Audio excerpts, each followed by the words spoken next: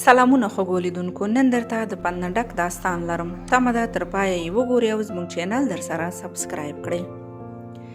یوه نجلۍ یوازې ناسته وه او له ځان سره یې ژړل. یوه بوډا د همدې ځای څخه د امسا د قدمونو په زور تېرېده. بوډا نجلۍ ولیده. بوډا د نجلۍ څنګ ته ورغی او ورڅخه یې وپوښتل: خواشینه یې؟ نجلۍ ځواب ورکړ: نه. بیا بوډا ورته وویل: مطمئنه یې؟ نجلۍ وویل: نه. بوډا ورته وویل: نو ولې ژاړې؟ نجلۍ په ډېرې عاجزۍ ورته وویل: دا ځکه چې د دوستانو مې زه نه خوښېږم.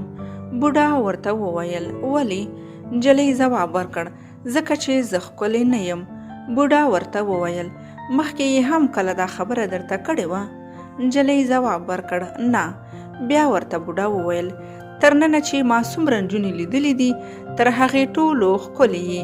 ښایست ستا په ظاهر کې نه وي، نو ستا باطن له هر چا څخه ډېر ښکلی دی.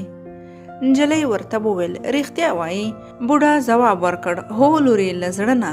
نجلۍ پورته شوه. بوډا یې ښکل کړ او د خوښۍ په ګامونو د خپلو دوستانو خواته ورغله.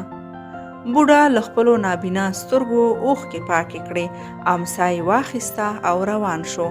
ولې د یوې نجلۍ زړه یې خوشحاله کړ. موږ هم کولی شو چې یوازې په یوه ساده خبره د یو چا ژوند د خوښیو په رنګ رنګین کړو.